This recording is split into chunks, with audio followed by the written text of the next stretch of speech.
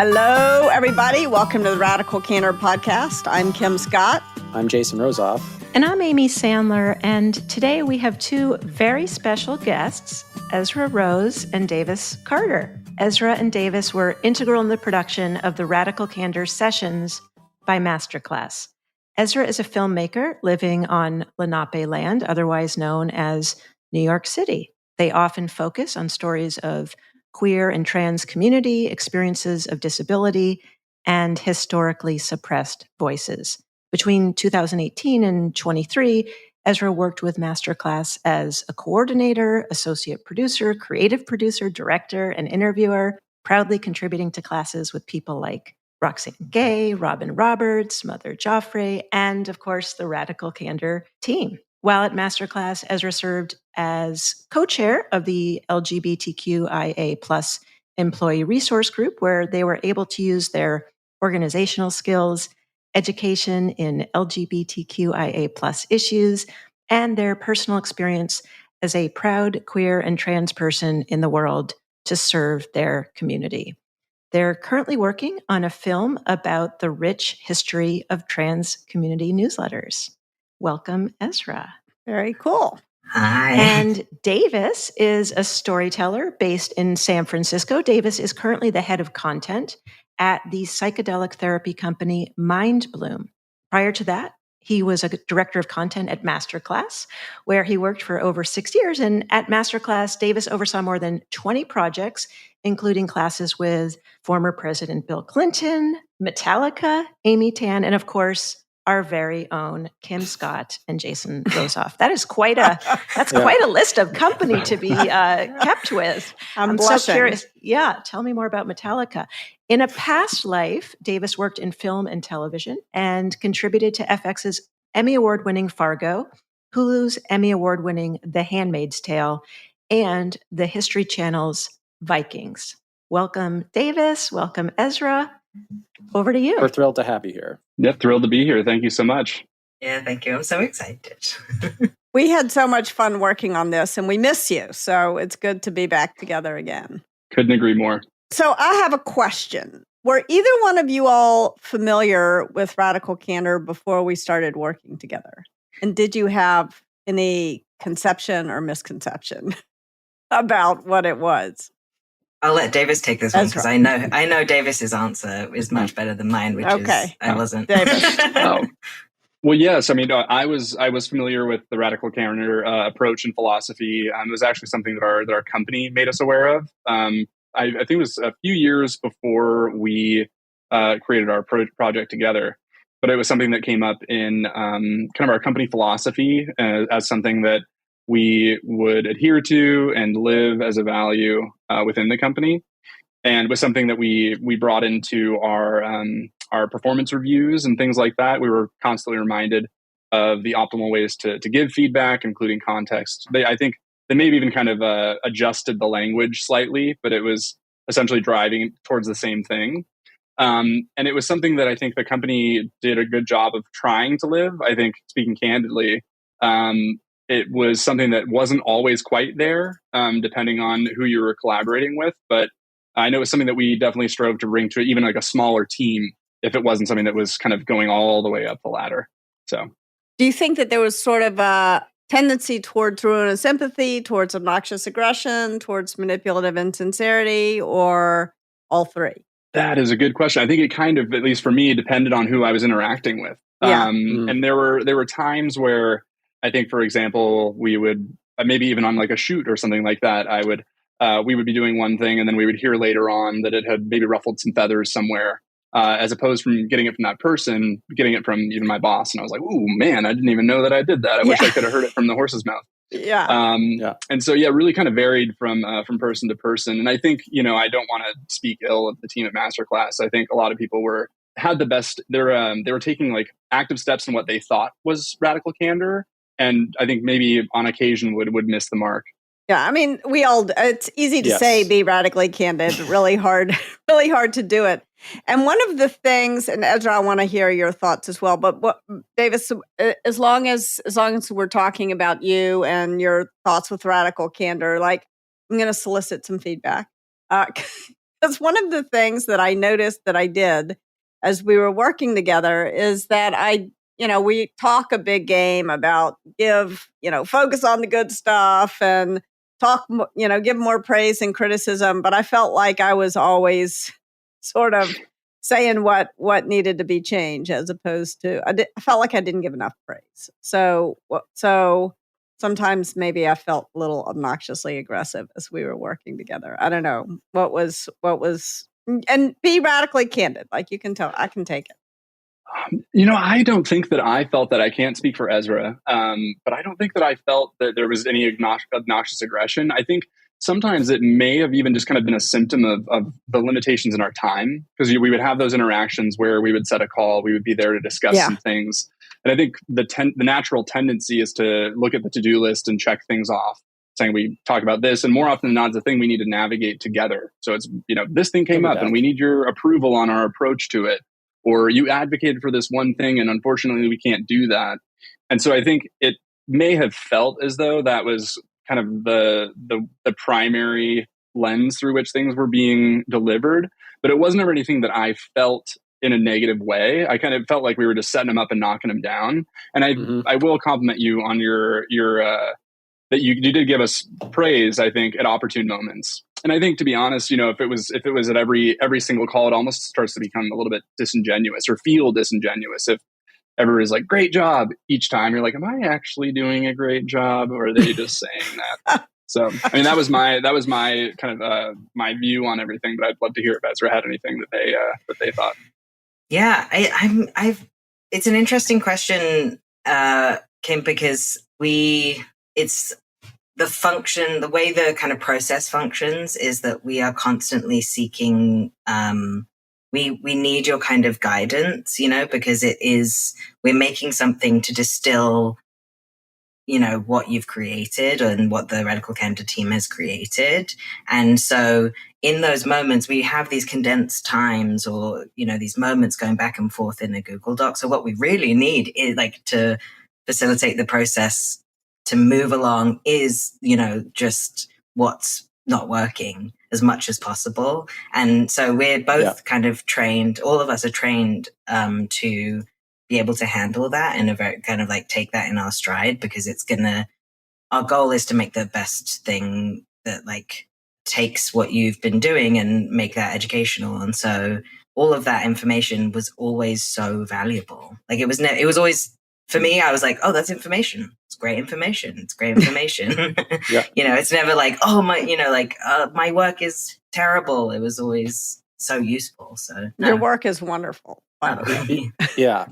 And on that topic, I wanted to, for folks who are listening to the podcast that might not be familiar with Masterclass, I want to give, we've sort of described it before, but since you all were so integral in creating it, well, what's the elevator pitch for what we created together on Masterclass?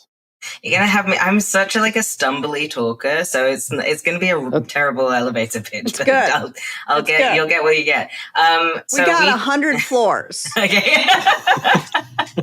So we took what Kim and the Radical Candor team has created, and we took the essence of that and leveraged the tools and formats that we have, and created a course that students can take to move through and practice Radical Candor using video and engaging, those PDFs, workbook stuff that can help students kind of get it practically. Because I know for me, if I read a book, I'm like, this is such great ideas, yeah. And then I'm sort of stumbling around in the world trying to implement that stuff. And it can feel really messy and you don't have the guidance. And so using the format that we had, it was a really exciting thing to take this thing that you've made and then, use the tools that we have at our disposal to make something for the students. Does that help?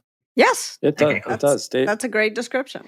Davis, what do you think? Yeah, I think that's dead on. And I think for me, when creating something, when creating a masterclass that's potentially based on existing information, what we're always trying to do, or what I'm trying to bring to it, is a way of distilling it down into something that's fitting of our format, just because the experience of reading a book versus watching something a lot of the times people are willing to dedicate a little more time to a book than they are engaging with video content. And so it's distilling it down to its core essence while also honoring the information that and the philosophies that underpin it. And I think, Ezra had mentioned it, but also leveraging our format to do things that might not be able to be done in the written medium. I can't speak for you, Kim, but I imagine as you were writing the book, at times you're like, I really wish I could do this thing, but I can't because it's just words on a page. Yeah. And so, doing what we can to kind of bring in some of those elements, whether it be demonstrations or, there were the graphic elements that would kind of move with the conversation to indicate how things were flowing, because the nature of communication is fluid. And so there was little elements that I think that we had in our format that we hoped that we could bring to the existing content. Yeah. Also, shout out to the graphics team who did amazing work on the class. I mean, there's like so many people who also worked on the class. So yeah. Yes, a true team effort, and I feel as though the graphics team got the most of Kim's nitpicking, and I say with love. It's true. I care deeply about the graphics, and it really helped the course be better. I'm not very visual, so it's like I know something's wrong, but I don't know quite what it is. Well, and that's one of those other things too. I think that actually just really quickly is one of the other things that we're trying to do is embody the individual and their vibe, for lack of a better word, because there are all these visual elements of video content. And so I think, Ezra was leading the charge of trying to capture your personality in even the color palette of the graphics that were used, to the nature of the archival footage that we employed, and then also the music. It's all one big thing. And I think we were trying to capture you and your personality, and also you, Jason, as much as we possibly could, in addition to just the core concepts. What I will say is my elevator pitch is we took the sort of core ideas of the book in Radical Candor, and in two or three ways breathed life into them. One way was Kim and me, to some extent, telling stories or sharing our perspective about what radical candor is, what some of the obstacles are to employing it, and what you can do about that. And then you all added both the graphic element and the demonstrations, which sound abstract, but in this case were acted by two incredibly talented performers. And they really breathed life into situations that we might find ourselves in, and gave students something to respond to that had real emotion in it, which is something that is critical for understanding what radical candor practice actually looks like in the real world. I think without any of those three, and then when you add on top of that the sort of like the visual language that you created, I loved.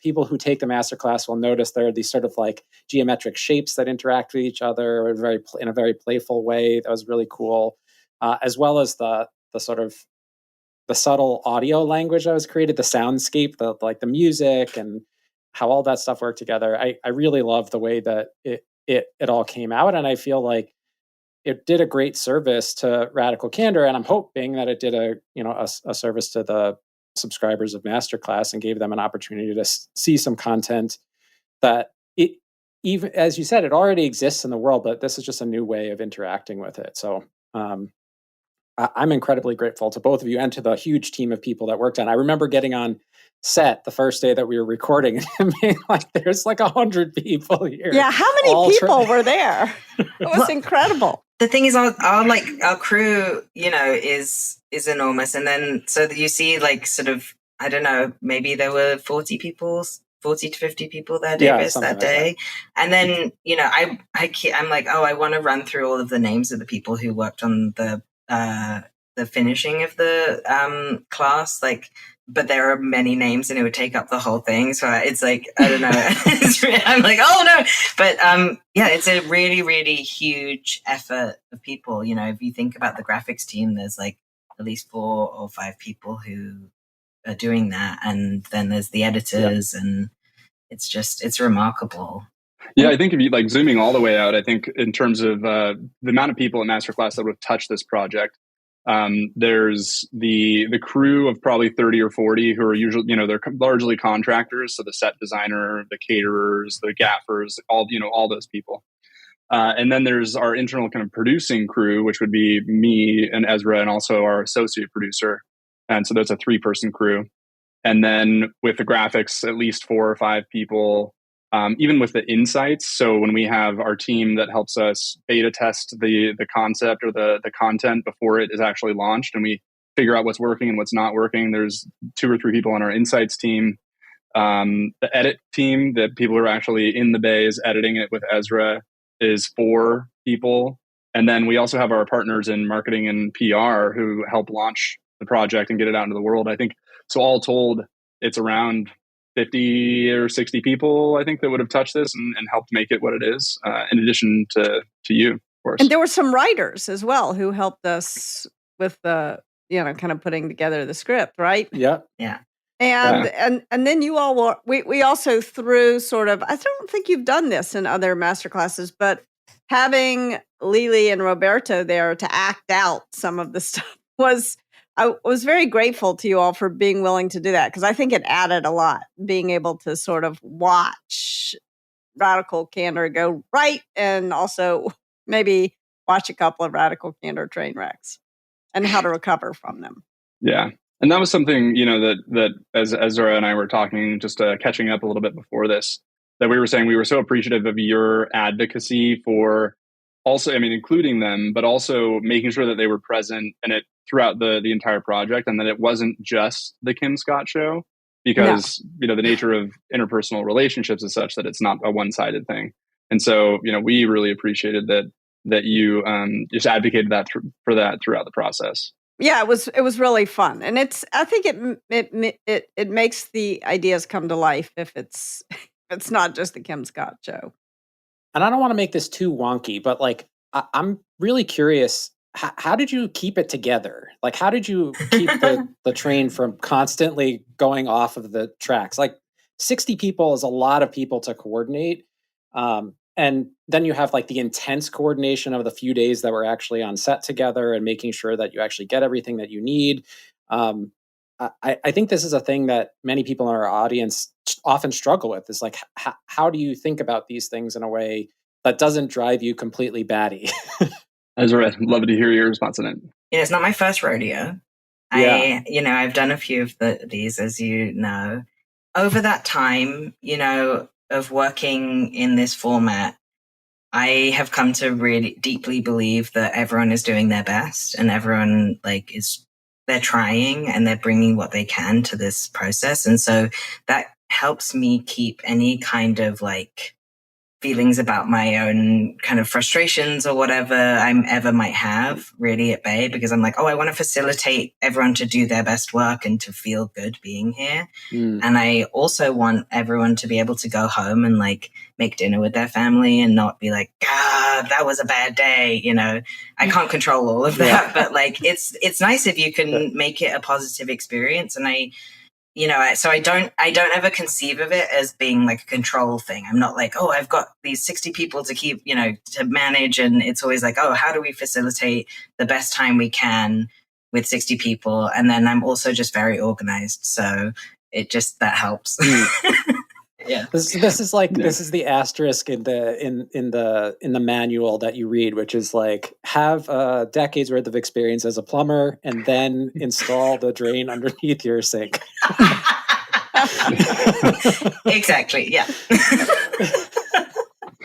And I think, and on my end too. Oh, sorry. Go ahead, Jason. I was just going to say, I wanted to acknowledge that, I think the intention there is also incredibly powerful. That we had another podcast conversation recently where the guest talked about intention setting, and I think that idea of hey, my goal going into to work today is to bring the best out of people in the best way that I can, and to do that in a way that honors that they're full human beings and they have families and lives outside of this place. I just wanted to acknowledge that how rare that is, because as a person who's not terribly organized, I think my panic would cause me to want to control things, and would probably lead me to not getting the best out of everybody in that process. Yeah, and that touches on a thing that came to mind as I was hearing Ezra talk through their experience and all the amazing work that they did to keep, the trains on schedule. one of the things that I came to it with, and I think for those who are listening, the nature of our relationship is such that Ezra is the producer and they are deeply, deeply embedded in the subject matter and they're executing all the creative decisions, whether that's in pre-production, post-production, they're, executing. And as for me as a director of content, I'm overseeing and providing support and guidance throughout that process as much as I can. And a lot of what I feel my role is in that situation is empowering them to do their best work and identifying the things that they don't need to spend their time on, or that's going to take them away from the most important parts, and handling as much of that as I possibly can so they can focus on being a creative genius like they are. So for me, I was trying to constantly kind of look down the road, see how things might go wrong, and try and anticipate those, and then formulate a plan in advance that would allow me to address those. So then that way, if and when it happened, I could just execute and then bring Ezra in if I needed to. But otherwise, really just letting them focus on what was most important to the overall success of the project. Did you all have any radical moments between the two of you as we were making this? I'm gonna keep putting you on the spot. And they could be positive moments. They could be great praise. Radical Candor is not all about criticism. Davis and I checked in, like he said, we checked in before this because we were like, oh, that's going to be a question. Like it's like even before any of this, I was like, I knew that this was going to be a question. So we had also checked in like after the class was released.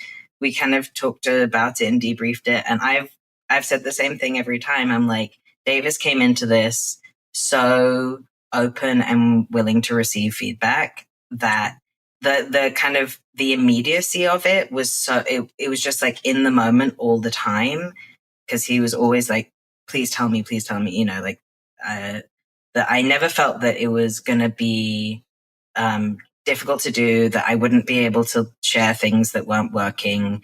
And he responded so well and course corrected a lot. And then I don't know for you, Davis, how you felt in terms of giving me feedback, but it just, I don't know, that model, I remember walking in, because Davis and I hadn't like been in the same room until we were on set. And I remember we had, it was before you came to set, and we were sitting in a conference room and we had to like make some edits and, change some things because we were on set, and we were like, okay, this is how everything's functioning. We have to make these changes.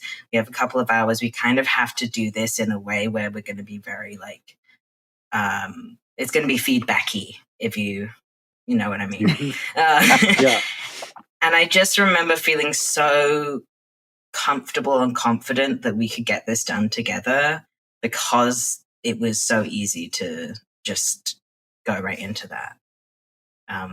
I will praise Davis all day about that. It did have a happy feel on set. I mean, it was fun. It was really fun. Well, then we try, so that we're glad that it felt that way. But yeah, I think for me, there was like a couple standout moments in it. I was reminded of one as Ezra was talking earlier, which is that I was found myself constantly praising their empathy, just for the way that everything was operating, particularly in the edit. The edit can be kind of an intense time because the timelines are pretty much set. And so if things take longer to navigate than you anticipate, it's not like you get more time. You just have less time to do the rest of that stuff in. And that's not only like an impact on the individual producer, but it's also an impact on their edit team who has to be in the edit bay with them. And I was just constantly seeing how empathic Ezra was in all of their interactions. And that was a thing that I was constantly praising them about. So yeah, I found that more often than not, the things that we were sharing with each other that were constructive, there was a great atmosphere of we were already expecting it. And so it really was, there's this thing that sometimes, if you did it, it would be different and that would be amazing. We just had a great foundation. Yeah. Yeah. It came across. Ezra, I have a question for you. Sorry, Jason, if I'm interrupting, but this is a burning question. Very rarely do you find, maybe this is just a bias, so feel free to tell me this is incorrect, but it's my experience or maybe my bias that very rarely do great organization and enormous empathy go hand in hand. And they do, but they do with you, and so what's the trick? And maybe this is just because I'm disorganized, but when I'm trying to be super organized, I get really mean when people, I fall into the obnoxious aggression quadrant. So how do you pull that combo off, empathy and organization?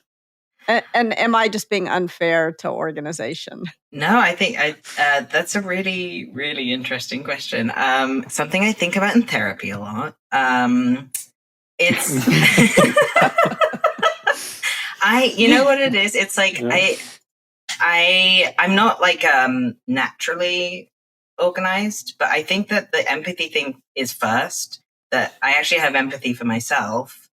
And I know that it would make things easier for myself if things were organized, and it's easier for other people if I organize that stuff. And so it's the organization thing is all just skill based. I've just worked on it really, really hard over the years.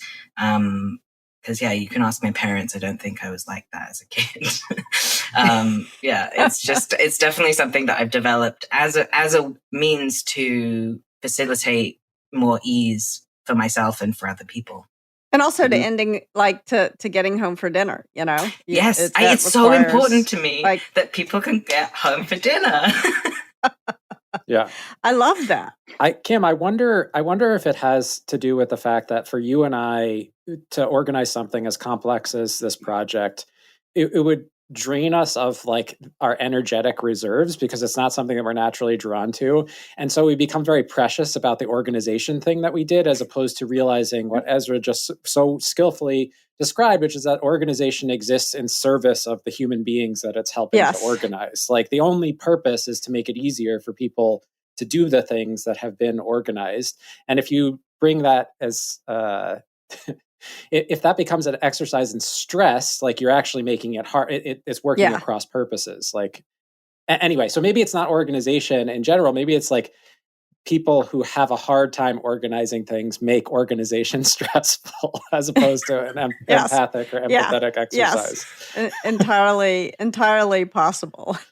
Well, I think too, I definitely too, I understand your point though too, because I find when you had asked the question, I was like, how do I try and demonstrate empathy in my working relationships? And so much of it is written or verbal acknowledgement of the circumstances. That's a lot of what empathy is. It's recognizing where somebody else might be in a situation, and sometimes that takes time. If it's this needs to happen by tomorrow, and I know we weren't planning on it, and I imagine this is probably a little bit tricky for you, and I acknowledge that, and I apologize. Do you think what would need to be true for us to make X, Y, or Z possible? But it's true that I think that empathy takes time. It takes time to write that extra thing and not just say, this needs to be done by tomorrow. And that sometimes can fall by the wayside, particularly in high pressure or, high pressure situations. So it's it's an active thing that I can't always live up to that, but it is something that I do remind myself of, at least in those situations. Where this is an important element. That's the one that I might skip given the time constraints, but I'm gonna give it the time and attention that it deserves. Yeah, and often when you do take that extra beat to acknowledge, you actually save yourself time, because then you don't have to spend a bunch of time with the person angry at you. 100%. Yeah. Speaking of staying in, I want to stay in the moment for a moment and talk about moments. On big projects, there's often these moments of great sort of angst and then great excitement. Because on our end, it was pretty much there was some angstiness in the run up to the actual day to did we get the content right? And are we going to get the things right? But then when we got there, it was pretty much all fun.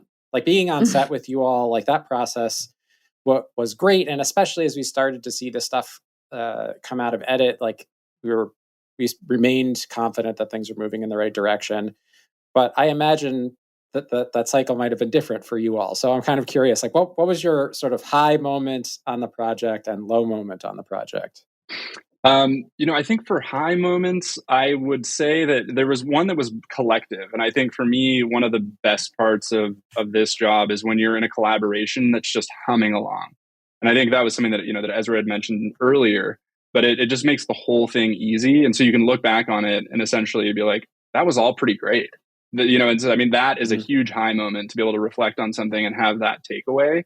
And so like, that was one thing that I really, really valued about this project in collaborating with Ezra, but also working with you. It was something that I looked back and I was just like, yeah, that was great. And it was pretty easy, and so that's a Mm-hmm. huge high moment. You can look back on something and be like, man, I'm glad it's out, but that was tough. And so that wasn't the case. That wasn't the case here. And then there were other like almost micro high moments, which is one of the most gratifying parts of the creative process for me at Masterclass is when you're trying to solve a problem, and a problem can be like the story isn't working or it's not working quite as well as it could. And you're kind of doing some tinkering. You almost feel like a mad scientist where you're like, if we move this part, maybe this idea would land better. And there was something that we were kind of wrestling with in the edit, and it just had to do with the sequencing of some of our demonstrations. And it was something that Ezra and I went back and forth on quite a bit.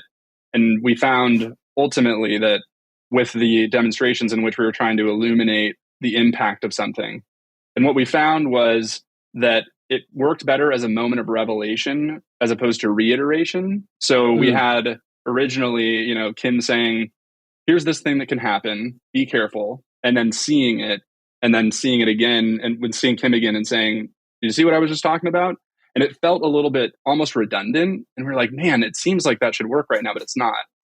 And what we ended up doing was switching out that initial piece where I believe Kim just said, a lot of stuff can go wrong. And then we saw the thing go wrong, and then had the moment of summary, and we're like, oh, and now it feels like a discovery as opposed to kind of being beaten over the head with something.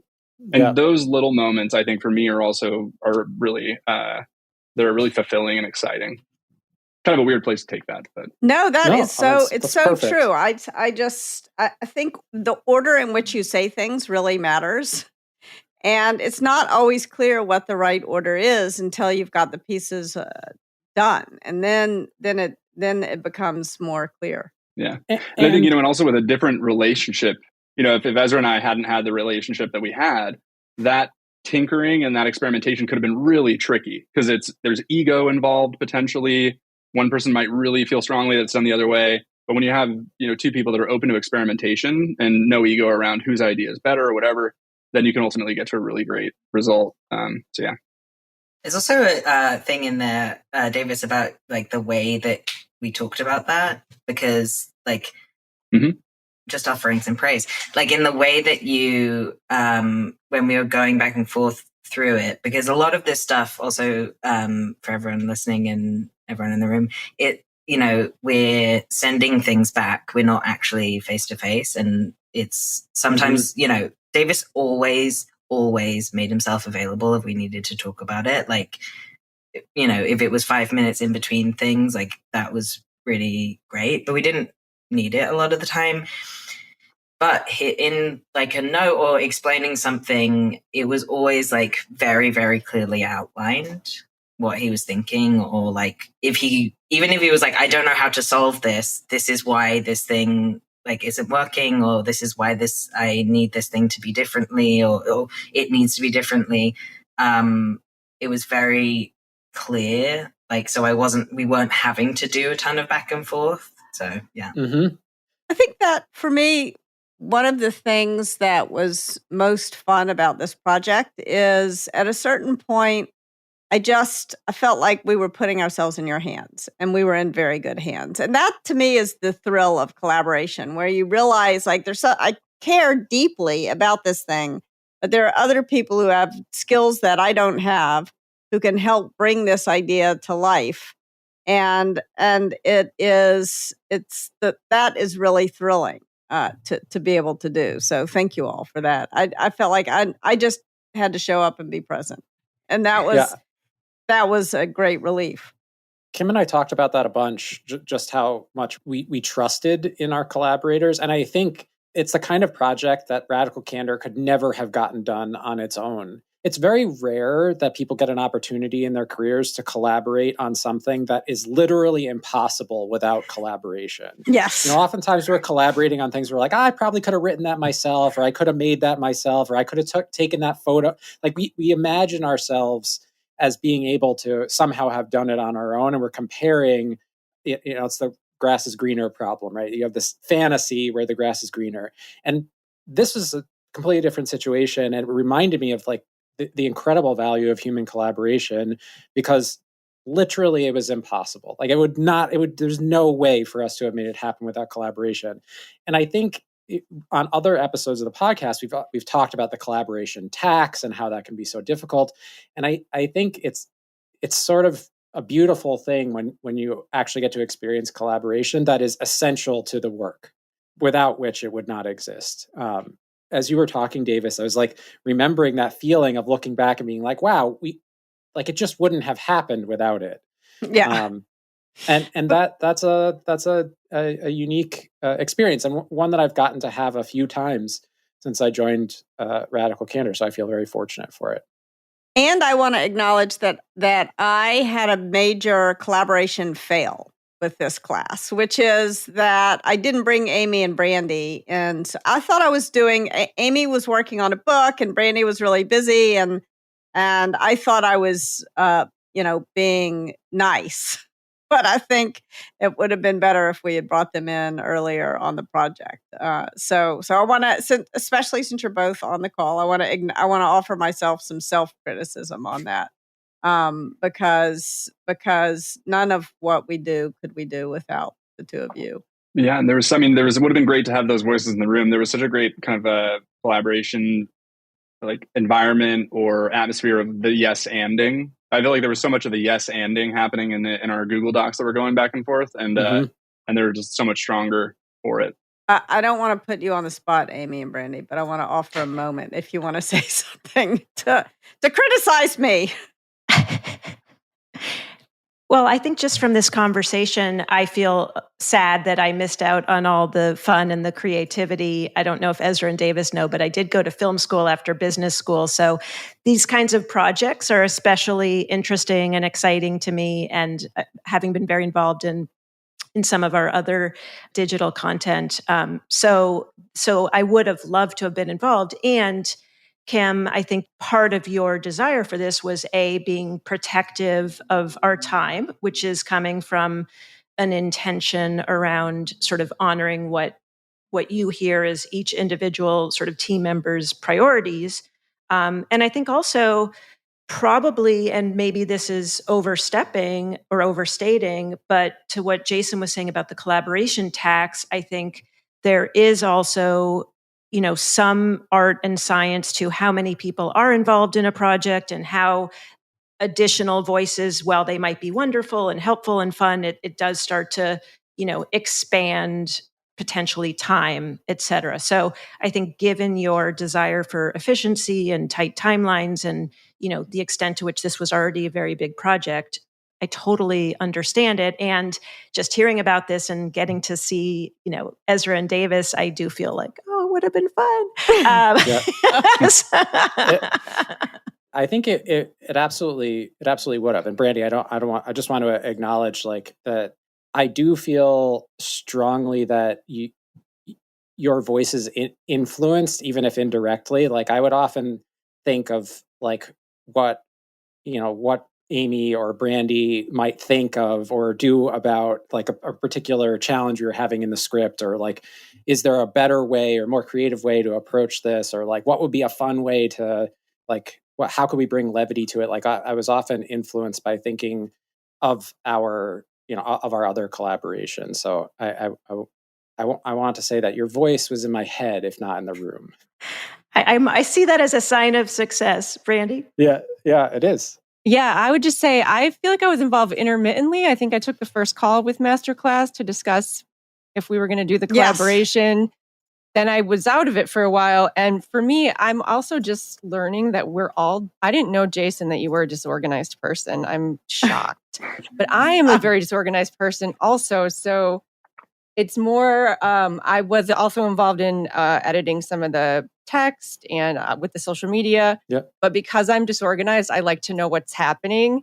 And that's just how I feel less anxious about things. Yeah. But it would be good. to learn some more organizational skills. So Ezra, I would love to know how you. Yeah, I think we need a follow up on that.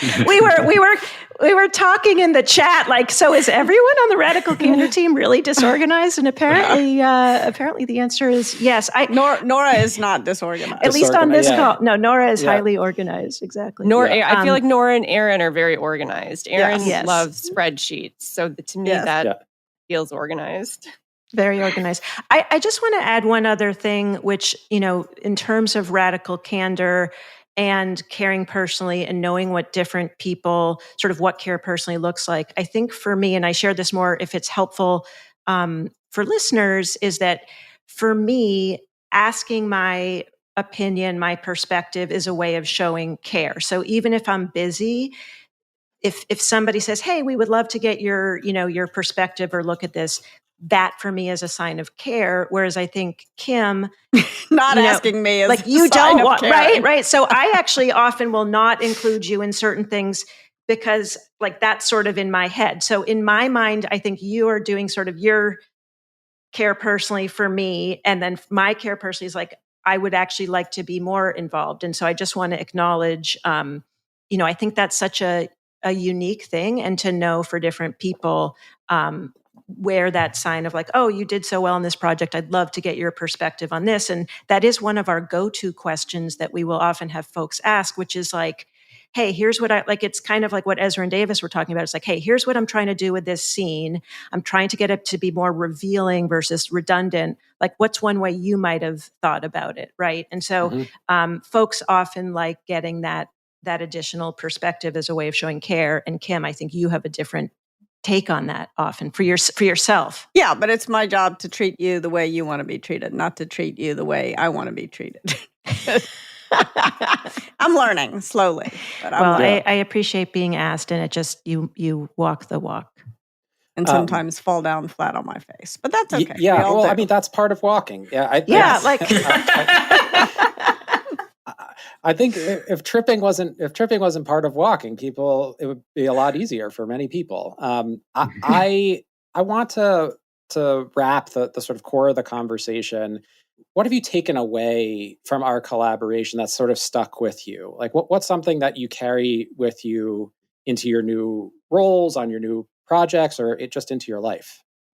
There's a couple things. It's interesting being freelance again, because I was freelance before I was at Masterclass, and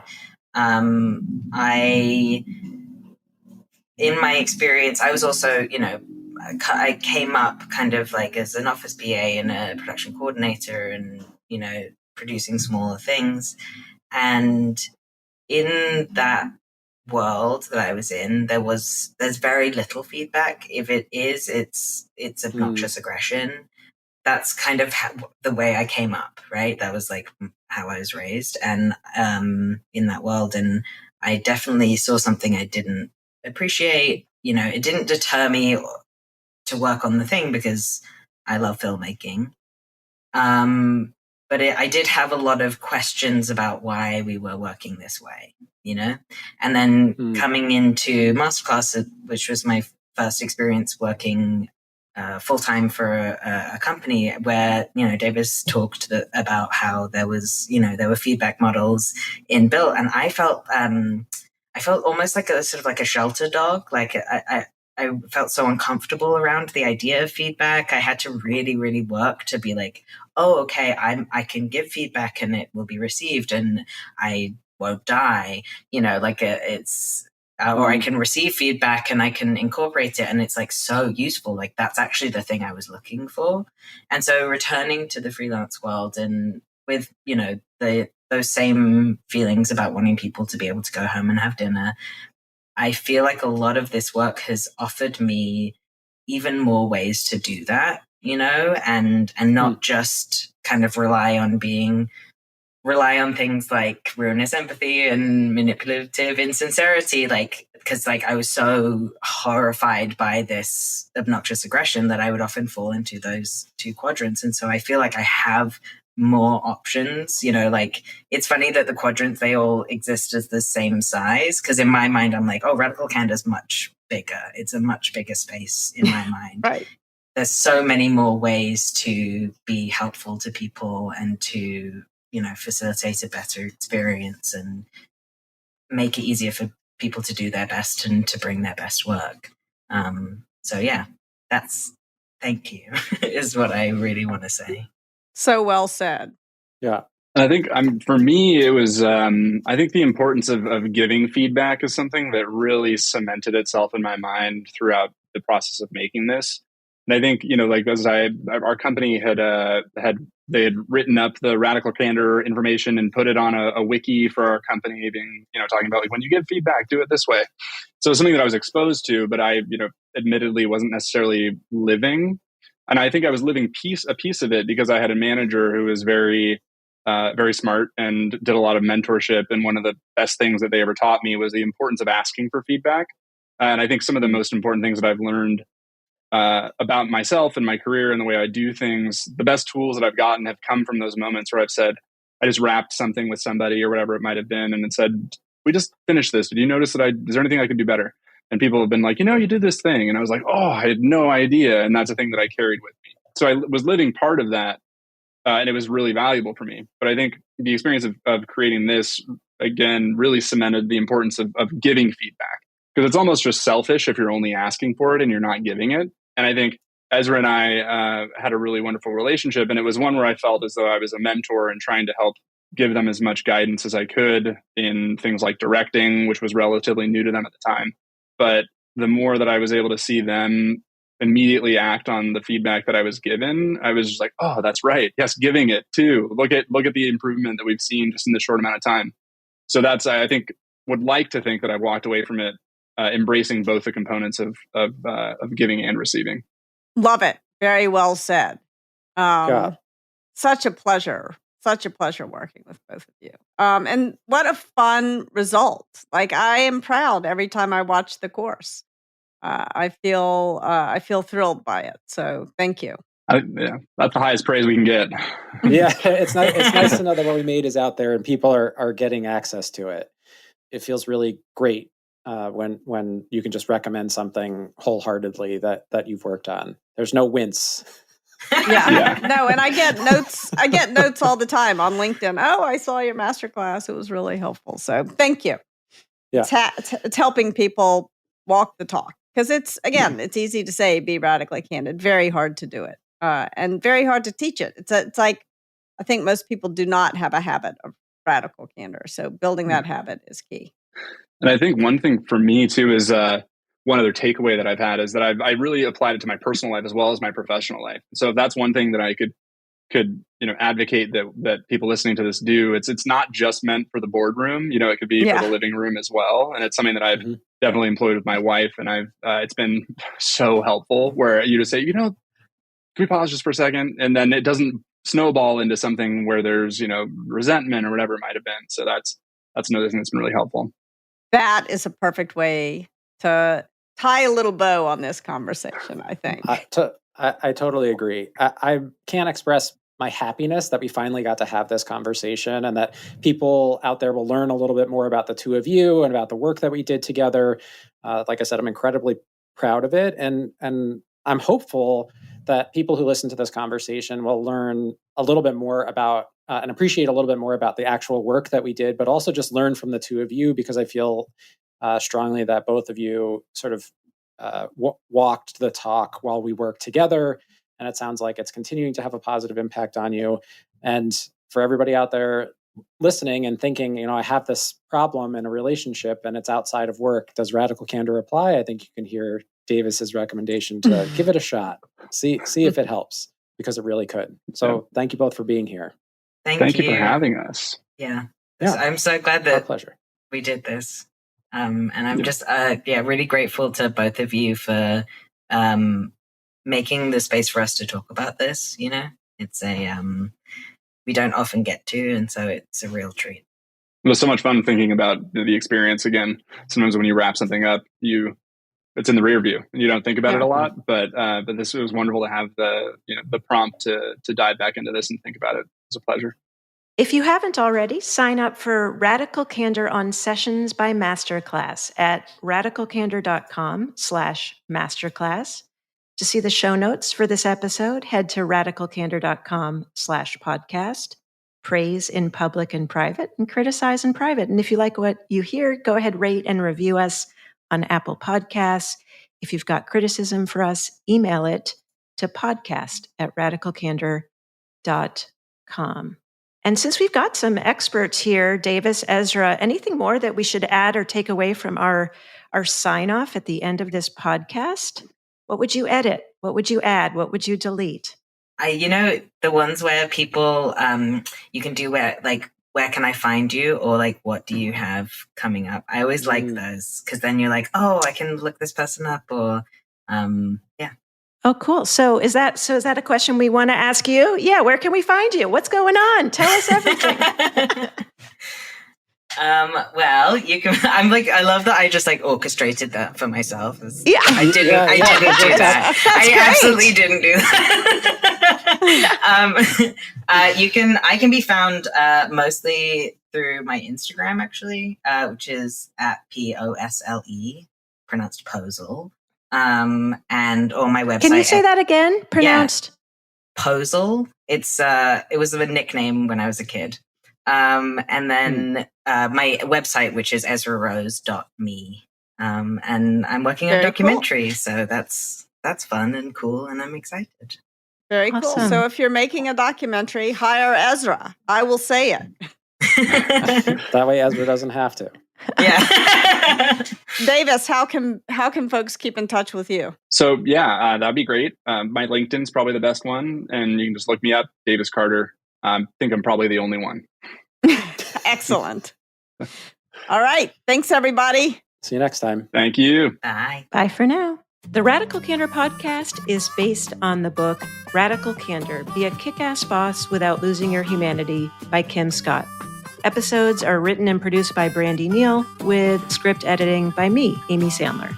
The show features Radical Candor co-founders Kim Scott and Jason Rosoff and is hosted by me, still Amy Sandler. Nick Carissimi is our audio engineer. The Radical Candor podcast theme music was composed by Cliff Goldmacher. Follow us on LinkedIn, Radical Candor the Company, and visit us at radicalcandor.com.